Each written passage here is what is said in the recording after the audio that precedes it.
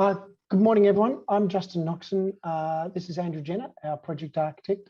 Firstly, I'd just like to acknowledge the traditional custodians of Gariwerd, the Wurgarri and Duwul peoples who have cared for the land since time immemorial, and we pay our respects to their elders past, present and emerging, and commit ourselves to a future of reconciliation and renewal. So the Grampians Peaks Trail, stage 2, is set in the ancient lands of Gariwerd, where it's really about sheltering the landscape and the experience of landscape as hero.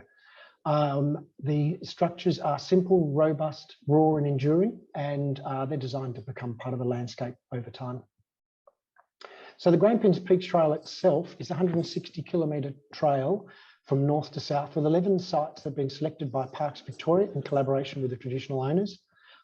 Stage 2, our work, covers 10 of the sites plus Stony Creek Group Camp, and 7 of the sites were only accessible by helicopter during construction. So this is a typical site plan of a campsite. Our brief was for a shelter, an amenities pod, and some camp huts, and tent pads are on the sites done by McGregor Coxall, the landscape architects. This is a typical campsite with the tent pads scattered around the bottom, as you can see, with the central sort of communal shelter. McGregor Coxall, the landscape architects, looked after some other infrastructure around the sites, which is not our sort of project. Here are the amenities pods that we provided at every campsite. And then at 2 of the sites, we provided for this high level experience, these camp huts. And I think the main thing here is that there's this huge variety of landscape and climate across the 160 kilometres of trail. And you can see here the sort of well-known and dominant Gariwerd profile of the ridge, the sandstone ridges, and the variety of landscape down the bottom, densely wooded areas and open plains. So we were conscious that this one shelter design that we had to sit well within a dense landscape on the left, and then the open sort of plains, as it were, on the right. The shelter design, we really took, I guess, inspiration from the Grampians rock formation, that silhouette. And it's a sort of rectilinear box with a raised top, which brings in the sort of dappled light and so forth in reference to that silhouette. And here you can see a shelter sitting on one of the campsites and the reference to the Gariwerd landscape. We ended up there based on inspired by the landscape elements, a palette of 4 different materials for the shelters. That was to give a sense of variety through the trail, so that all the shelters, even though it's one design, it wasn't one experience. The shelters themselves are rectilinear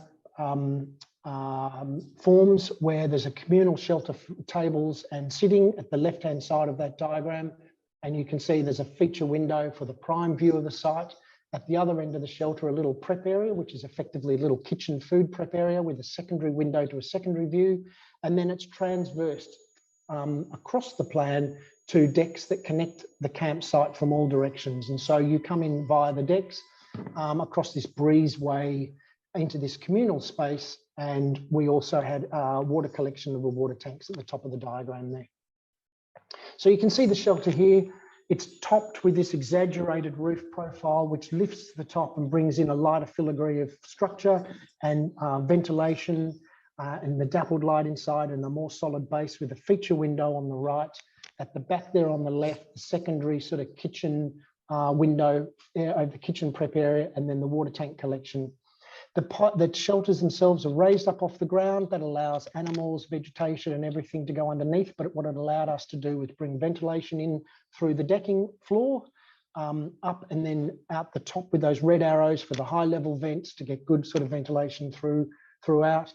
Rainwater collection, also a solar panel for charging for mobile phones for all the hikers, very key part of the safety. And then the feature windows either side. We had 4 cladding types as mentioned. Here's the light branches version for lighter vegetated sites. And then the charred version. So quite a different feel, even though the whole shelter structure and strategy is actually the same across the sites. Here's the raw timber, solid, raw, silvery grey timber. And then we have the mild steel version, which is expanded metal and sheet steel. So the entire inside is a framework of black butt timber, black butt decking. In this plan is actually one of the asymmetric ones. We offered an alternative, and that's to suit different sites and access within the sites. The big framed feature window, and then you can see this top of this lighter filigree at the top, which brings in this diffused sort of controlled light and lets out the higher level ventilation.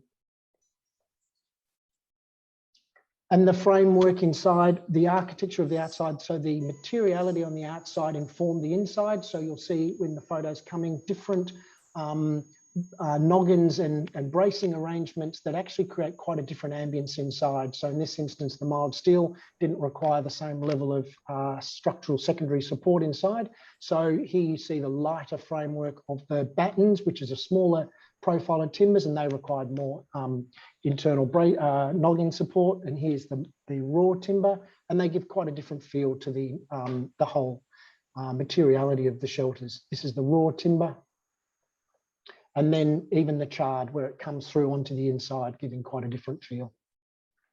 That's the little kitchen prep at the secondary window at the back, and you can see the big sliding doors, which are controlled by the hikers for different environmental conditions. Integrated coat hooks and careful integration with the vegetation.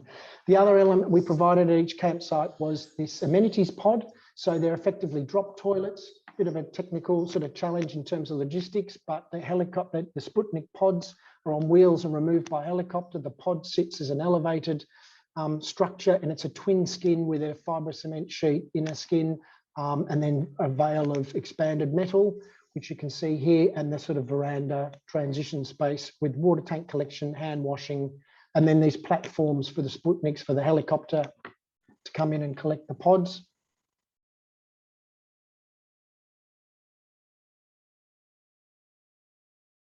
And you can see the inner skin here of the fibre cement sheet in the transition space. 1 minute. And then the last element is the camp huts. They accommodate up 4 people in a flexible bunk sort of arrangement with a little sort of veranda transition at the front. And you can see the bunk beds are at the sort of lower, more contained area, and the roof lifts in the same sort of profile and opens up to the view. They hover over the landscape in the same way as the shelters.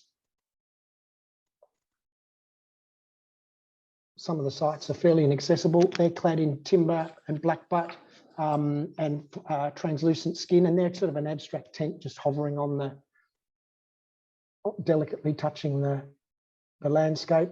The beds are adjustable and a bunk over the top. So the bunk's at the top at the back, and the beds can either be pushed together and the ladders move. So they're flexible with pretty amazing outlooks. And then through the construction, we just had to consider how this would be built by a helicopter and how it might be broken down into panels. So it was designed for a prefab approach, but there you can see the construction process underway through all seasons, and quite a challenge with quite dense vegetation around the sites. And yeah, so we got there in the end.